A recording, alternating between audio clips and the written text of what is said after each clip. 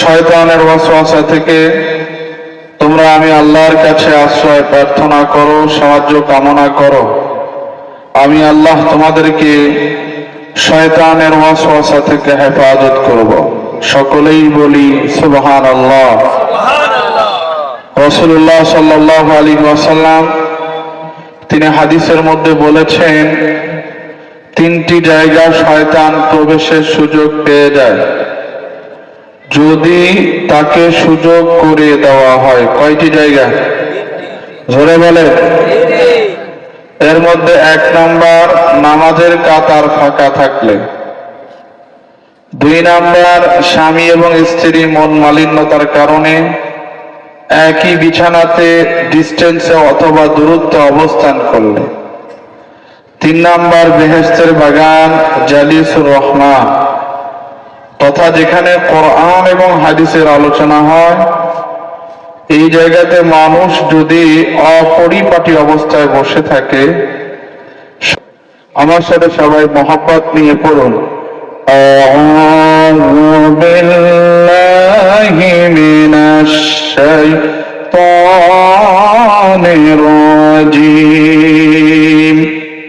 বিসমিল্লাহির রাহমানির রাহিম।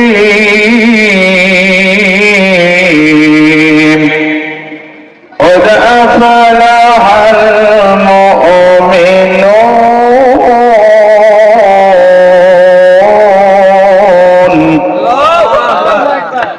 الذين هم في صلاتهم خاشعون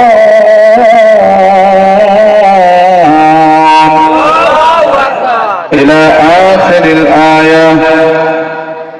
أولئك هم الوارثون الذين يرثون الفردوس هم فيها خالدون.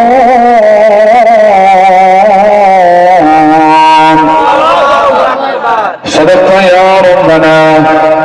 وقال رسول الله صلى الله عليه وسلم إن أول ما يحاسب به العبد يوم القيامة من عمله الصلاة